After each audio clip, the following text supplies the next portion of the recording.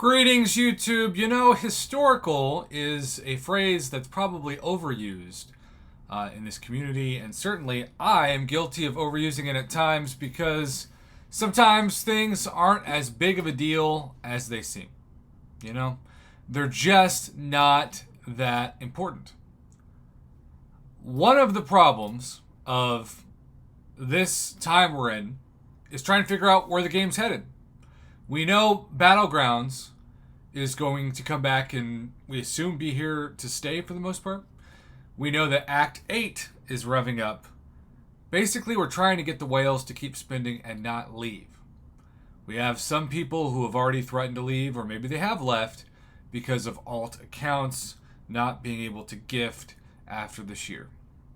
But that is, and probably should always have been, the expectation because of all the fraud that's gone on over the years, and really just in general the blind eye that Kabam turned because they were making so much money during gifting regarding the nefarious activities, or as I love to say now, when normal users purchased Odins and everybody else purchased Hodins.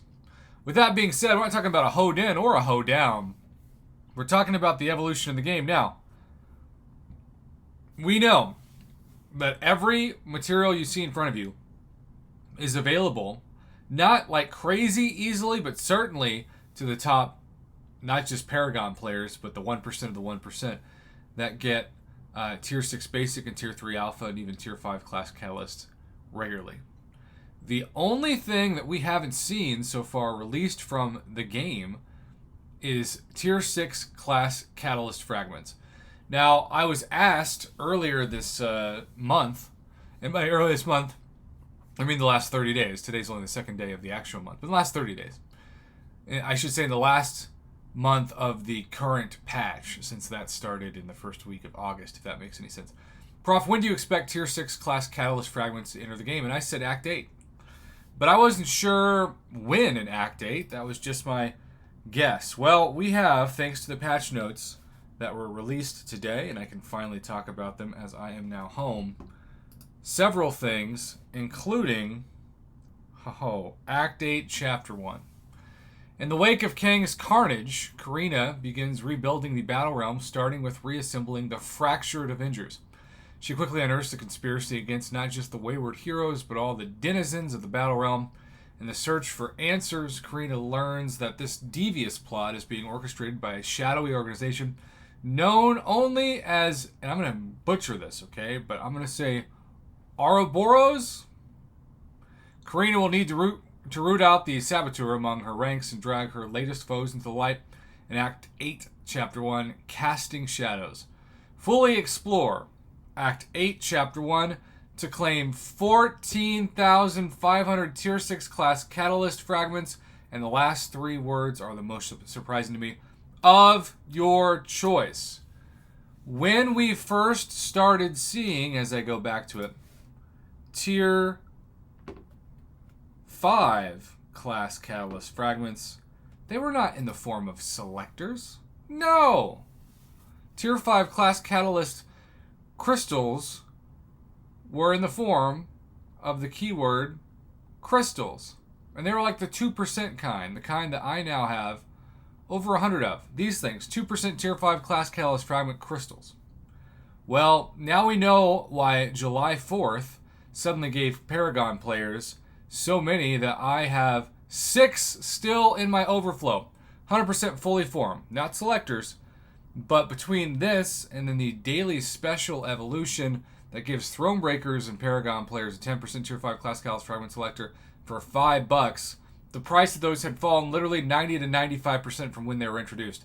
So yes, when Kabam does that, it's sort of like when a car inventory lot, a dealership, knocks down the newest model, and you think, wow, they're being awfully generous. No, they're not. They're trying to clear the lot for the next year's model. Well, Tier 5 Class Catalyst Fragments are old news. Tier 6 Class Catalyst Fragments are the new hit on the block, the new kid on the block, and that is why, as we go back to the patch notes, it's important to keep in mind that Kabam is evolving the game and the marketplace right before our eyes. We also have the Eternity of Pain, as we know. Stash count and hero use items pop up. You can now view how many items you have in the stash and the hero use items pop up. Added a tab to switch between books more easily on the quest selection screen. Filter count visualization. Add a counter to all sort panels to display how many items you are currently showing. Open 10 button on crystal summary pages. Consolidated inventory screen. Health and energy will have contain all your potions, revives, and energy refills, stones and gems. 6 stones, awaken gems, rank up. There's a lot of tabs now. And then we've got the summer event UI update for the final summer camp and resort events of the season. We've added a brand new screen that includes all the information you need. That should have been there at the beginning, I gotta be honest. This new screen brings your solo event reward progression, your daily objectives together in a much cleaner and simpler way with easier access to purchase boosters. And then, of course, we have the Ant-Man Champion update, which I will cover in a separate video on my channel before I go to bed. Toad got a bug fix. Loki can now steal Valkyrie's Pierce and Bulwark buffs. Yay for Loki. Not that many people use them. Karnak and Masakre power gain when striking into a block is now passive. That's interesting. Elsa Bloodstone, a fixed synergy with Nick Fury to properly increase damage of her degen ability. Ooh. Elsa might be fun to test out when that new patch drops next week. Bishop unblockable ability is now passive. I don't know if that's going to be a huge change or not. Stay tuned. Professor X made a grammatical change to info page. That's usually not that big of a deal, hopefully. Neutralize added to ability accuracy reduction immunities. Previously, champions who used AA immunity looked for concussion and other AA reducing abilities, but not neutralize. I wonder if that's going to change some utility of champions like Archangel. Fixed an issue where AI would launch special 2 at the beginning of match despite having 3 bars of power. Interesting. Daredevil Hell's Kitchen fixed an issue where attack was not scaling correctly. Fixed an issue where Daredevil is not carrying his combo meter count to successful fights with Masakre synergy. Fixed an issue where the PI value of champions in quest preview falls. Wiccan. Fixed an issue where Wiccan would consume both the passive and active incinerate to only produce 1 plasma. Sam Wilson no longer able to reduce Old Man Logan's passive bleed ability accuracy. And then Quicksilver can no longer evade guaranteed critical hits. Also didn't know that was a thing. But it is very, very, very interesting. And we didn't talk about these at the top.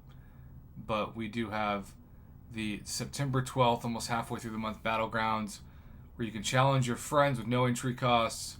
Champion charges have been removed. Multiple decks with mastery setups to them. Victory track. I'm still curious about the rewards of the new Battlegrounds. That's really going to be fascinating to see. So, in the end, history is made with this announcement. It was bound to happen. I still think they should do this very slowly because once people can take rank 4 or 6 stars to rank 5, not only will the meta of the game change in places like the arena, but that's when either a combination of equipping different unique items for your champions will come into effect, or of course 7 stars. So we don't want that to be the case too fast, but you've got to accept the fact that it's inevitable. So relic era, where you equip things, or maybe you take max champions for every star. That's bound to happen. Anyhow, that's all for this video. Thanks for watching. Have a good one.